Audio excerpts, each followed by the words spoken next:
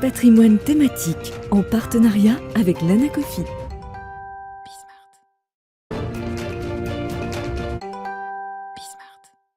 Et on commence donc avec patrimoine thématique, un patrimoine thématique consacré comme tous les lundis au sujet immobilier.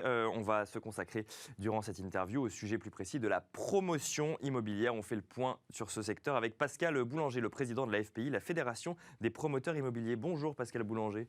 Bonjour. Bienvenue sur ce plateau. Alors la Fédération des promoteurs immobiliers a publié il y a quelques semaines maintenant son observatoire statistique national pour le second semestre 2021. Et on constate très rapidement, si on regarde par le petit bout de la lorgnette, que les prix augmentent et le nombre de ventes augmente, mais c'est une tendance en trompe-l'œil, en tout cas qui mérite d'être commentée, parce qu'on n'est toujours pas revenu en 2021 sur les niveaux d'activité de 2019, Pascal Boulanger. Alors c'est parfaitement vrai. Quand on dit que ça augmente, nous on ne regarde pas trop les chiffres de 2020 parce que année Covid, les chiffres c'est un petit peu n'importe quoi pour 2020. D'accord, mais parce que ça s'est complètement arrêté en 2020 ? Oh oui, les bureaux de vente étaient fermés, les agences immobilières étaient fermées, oui, les réseaux ne fonctionnaient pas. Donc 2020 est une année que nous on regarde pour mémoire, mais on ne regarde pas vraiment. D'accord. Notre année de référence, c'est vraiment 2019. Et là, nous n'avons pas beaucoup de raisons d'être heureux, puisque les chiffres sont moins bons qu'en 2019, aussi bien au niveau des ventes, mais surtout au niveau de l'offre et des autorisations de construire. D'accord, donc là il y a trois sujets, il y a les ventes, l'offre et l'autorisation de construire. Donc qu'est-ce qui fait qu'aujourd'hui, en 2021, on n'est pas au même niveau d'activité que 2019 ? Alors que bon, que l'année 2020 soit une parenthèse, on comprend bien, mais là on pourrait se dire que l'activité repart, le marché immobilier dans l'ancien par exemple commence à repartir aussi, voire certains nous disent qu'il est déjà reparti. Qu'est-ce qui se passe dans le secteur de la promotion immobilière ? Alors nous, ce n'est pas du tout par rapport au Covid. D'accord. Il s'est passé, comme vous le savez, en 2020, des élections municipales. Mhm. Et toutes les époques qui précèdent les élections municipales font que certains élus disent doucement sur les projets, c'est peut-être pas le moment d'aller mettre des chantiers dans ma ville ou faire un peu d'animation. Bon, d'accord. ça, c'est quelque chose qu'on connaît, avec lequel on vit. Là, il s'est passé un phénomène, c'est qu'après les élections, les maires dits bâtisseurs se sont trouvés pour la plupart battus par des maires à tendance non bâtisseurs, des maires plutôt écologiques. D'accord. Et cela a fait une espèce de contagion sur l'ensemble des autres maires. Et aujourd'hui, il est classique pour les promoteurs de voir des maires qui leur disent « Je sais que le PLU le permet, je sais que je n'ai pas le droit de vous refuser le permis, mais je ne le signerai pas quand même. » D'accord. Donc, on arrive à une chute de l'offre à cause de cette réaction. Mais alors pourquoi ? Parce qu'il est de bon ton quand on est dans une mairie de refuser un nouveau chantier de promotion immobilière. Pourquoi ? Parce que ça a mauvaise presse au niveau des administrés ? Oui, moi je ne stigmatise pas les maires. Ils ont reçu un mandat, ils sont au service de leur population. Simplement, aujourd'hui, c'est la population complète qui refuse l'acte de construire. D'accord. Il est là notre problème. Vraiment, il s'est passé quelque chose d'important depuis quelque temps. Ça a été vraiment marqué par ces élections municipales et les autorisations de construire chutent énormément chez nous, les promoteurs. Donc ça veut dire que concrètement, il y a des projets qui étaient potentiellement dans les tuyaux qui aujourd'hui ne peuvent plus sortir de terre parce qu'il n'y a plus les autorisations en fait de les faire sortir de terre dans les municipalités dont vous parlez. Oui, c'est généralisé sur tout le territoire ou il y a des tendances quand même, il y a des endroits où c'est plus... Bien évidemment, ce n'est pas tous les maires, ce n'est pas dans toutes les municipalités, mais c'est une grosse tendance qui est sur tout le territoire, pour répondre à votre question.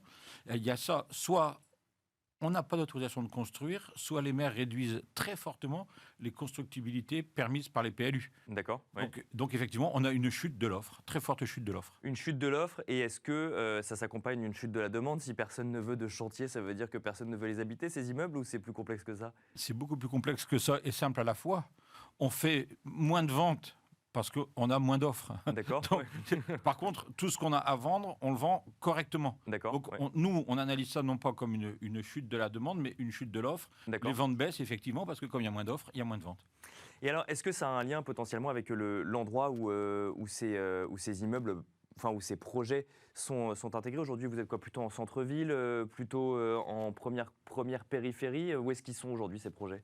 Alors, nous, les promoteurs, on se rend compte quand on analyse nos marchés qu'on est plutôt des bâtisseurs dans les centres-villes et dans les grandes communes. Donc, dans des endroits généralement assez denses. Oui. Et donc là, l'idée, c'est que la municipalité ne veut pas qu'il y ait plus de projets dans ces centres-villes, du coup. Alors, dans les centres-villes ou ailleurs, Oui.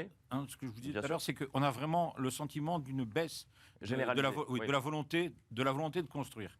Mais comme nous, parce qu'il y a des histoires de zones tendues, de secteurs Pinel A, B, B1, B2, je ne sais pas si vous savez tout ça, mais bref, on est plutôt dans les zones dites denses. D'accord. Et même dans ces zones dites denses, on a beaucoup de mal à obtenir des autorisations de construire. Alors, le gouvernement semble quand même avoir conscience de cette difficulté. Il y a peut-être plusieurs initiatives, mais il y en a deux que je peux vous redonner. Déjà, François Rebsamen a pris la tête d'une commission pour la relance durable de la construction de logements. Jean Castex a, lui, annoncé de son côté récemment des mesures pour favoriser la construction de HLM. Ça veut dire quoi? Ça veut dire que le gouvernement, lui aussi, a conscience de ce besoin, finalement, de faire sortir les projets de terre, parce que légalement, les projets peuvent sortir, mais c'est juste qu'il y a une volonté il y a un manque de volonté d'un certain nombre d'élus de les voir sortir de terre, c'est ça? Oui, c'est ça. Depuis la loi de mars 82, donc c'est pas hier, Bien sûr. ce sont les maires qui signent les permis. Et si le maire ne veut pas signer le permis, c'est difficile de l'y contraindre. Alors on peut passer par des déférés préfectoraux, on peut passer par les tribunaux administratifs, mais on n'a pas envie, on préfère quand même le gré à gré, la discussion. Bien sûr. Cela dit, Madame la ministre du Logement, Madame Emmanuelle Vargon, que je rencontre assez régulièrement, a pris conscience de ça. Et elle-même se dit, les chiffres vont pas bien. D'accord. C'est elle-même... C'est-à-dire quoi, elle-même dit qu'il n'y a pas assez de logements aujourd'hui. Il n'y a pas assez de construction, bien sûr. Et donc, elle-même a saisi directement Monsieur le Premier ministre pour dire qu'il faut faire quelque chose, d'où la commission Rebsamen que nous saluons. Nous l'avons appelée cette réflexion. Hein. Donc, on est tout à fait solidaire avec la création de cette commission. Et alors, qu'est-ce que vous attendez de cette commission? Parce qu'elle est assez récente pour le coup. Donc là, pour le coup, les conclusions ne sont pas encore sorties. Alors, il y a eu déjà un première série de conclusions, mais les conclusions finales ne sont pas sorties. Nous, ce qu'on attend, c'est une aide aux maires bâtisseurs. D'accord. Et peut-être une sanction aux maires qui délibérément bloquent les PLU. Ce n'est pas possible de rester comme ça. Alors, les aides peuvent être fiscales, elles seront financières, elles seront fiscales. Les sanctions peut-être aussi également, mais il n'est pas possible que quand le PLU permette vraiment, en plein centre-ville où ça gêne personne, qu'un élu refuse. Et alors ça, pour le coup, les aides aux maires bâtisseurs, ça vaut dans le HLM. Jean Castex a annoncé pour le coup des mesures pour favoriser la sortie de terre de HLM. Ça va dans le bon sens pour le coup? Alors, oui et non. Moi, je ne suis pas en train de distinguer entre logement social et logement privé. D'accord. Sachez d'ailleurs que nous, les promoteurs, nous réalisons environ 56% du logement social en France. D'accord. Beaucoup de bailleurs sociaux achètent directement ce qu'on appelle en VFA, en vente en état futur d'achèvement, chez nous, les logements qu'ils géreront après. Moi, je ne distingue pas. Je suis simplement en train de dire, attention, l'acte de construire est en danger. La population... en plus, c'est la population qui est bien logée souvent, qui est contre. D'ailleurs, ça pose un problème éthique, mais ça, c'est un autre sujet. Ouais. Donc, il faut faire quelque chose. Je ne distingue pas. Hein. Je dis vraiment, l'acte de construire par lui-même est en danger. Et alors, il y a un autre sujet qui est assez récurrent aujourd'hui dans l'immobilier, c'est de l'impact d'un projet immobilier, de l'impact écologique. Dans l'ancien, on parle de rénovation. Il y a eu cet imbroglio autour du DPE. Dans le neuf, il y a des normes de plus en plus précises sur ce qu'il faut faire ou ne pas faire. Globalement, on sait que on ne peut pas on ne peut pas faire sans. Vous, ça a un impact sur votre activité, ces normes écologiques de plus en plus précises? Alors, nous, la position de l'AFPI est très claire là-dessus. On est assez favorable à ces normes. D'accord. Pourquoi je ne dis pas totalement, je dis assez favorable, parce que celles qui ont un coût exorbitant, on demande de prendre un peu de temps. D'accord. Il y en a qui ont un coût exorbitant aujourd'hui pour les promoteurs? Vous savez, quand vous faites des isolations par l'extérieur, quand vous faites toutes ces isolations, ça a un coût, c'est bien évident. Sûr, donc, nous, ce qu'on dit, attention, ne pas oublier quand même l'acquéreur qui, au final, c'est quand même lui qui paye tout ça, il ne faut pas le désolvabiliser. Alors, aujourd'hui, on a de la chance, puisque les taux d'intérêt sont très bas, donc on a resolvabilisé une clientèle. Donc, oui, pour les normes, oui à un développement durable, là-dessus, il n'y a pas de sujet chez nous. Attention, n'oublions quand même pas l'acquéreur. Et alors, l'acquéreur, aujourd'hui, c'est quoi? C'est qu'il ne comprendrait pas que ce soit plus cher ou il n'aurait pas les moyens de payer plus? Parce que si effectivement ça vous coûte plus cher à vous, ça va se reporter sur l'acquéreur.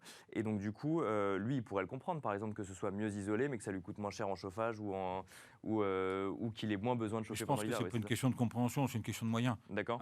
Un moment, vous savez, la France aime bien donner toujours les exemples, et on est quand même l'un des pays qui surenchérit même sur la norme européenne. Moi, je dis OK. Oui, c'est vrai que dans pas mal de domaines, on donne la tendance. Il n'y a pas dans notre domaine. Donc je dis pourquoi pas. Mais attention, au final, quand même, n'oublions pas l'acquéreur, c'est lui qui paye. Et donc, quand c'est un acquéreur qui fait une défiscalisation dite loi Pinel, par exemple, bon, il retrouve cet équilibre dans son gain d'impôt, dans la défiscalisation. Quand c'est par contre un acquéreur qui fait ce qu'on appelle, nous, les primo-accédants, des fois, ça coince. Donc, attention, voilà. Et alors, pour finir, alors on a parlé effectivement de ces maires qui ne veulent plus donner les permis, les permis de construire ou les normes écologiques. Tout ça, en fait, c'est une tendance de fond qui a été accélérée avec le Covid, mais qui était déjà présente avant. Est-ce que vous voyez, par exemple, avec le Covid, cet exode dont on parlait, dont on a entendu parler à cette période-là, cette volonté d'avoir plus d'espaces verts à proximité, d'avoir plus d'espaces extérieurs dans les logements? Est-ce que vous voyez que la demande, elle, a fortement évolué? Alors, votre question est multiple. On voit bien une demande, notamment sur les espaces extérieurs des logements. D'accord. Mais Donc on des a balcons, regardé, des oui, terrasses, balcons, ou autre, terrasses, jardins. etc., Ouais. bien sûr. Nous, on a regardé à peu près un peu plus de 90% des logements que nous réalisons ont déjà des espaces extérieurs. D'accord. Quand il n'y a pas, c'est que soit le terrain ne le permet pas parce qu'il y a un problème de constructibilité, ou des fois des PLU qui ne nous permettent pas. Mais plus de 90%, on a des espaces extérieurs. Sur cet exode dont j'entends beaucoup parler, nous, on ne le voit pas réellement. Pour deux raisons. On pense d'abord qu'il y a une petite exagération. D'accord. Deuxièmement, comme nous, on construit vraiment dans les centres, on n'a pas aussi l'offre pour ceux qui vont dans des villes Bien sûr, moins oui. importantes. Par contre, si demain on se rend compte que la demande est là, on saura y répondre. C'est notre métier. Et peut-être que du coup, ce sera plus simple d'obtenir des permis de construire si jamais on n'est plus en centre-ville, mais un petit peu plus loin. Que tout le monde vous entende. Merci beaucoup Pascal Boulanger. Je rappelle que vous êtes le président de la FPI, la Fédération des promoteurs immobiliers. Et quant à nous, on se retrouve tout de suite dans Enjeu Patrimoine.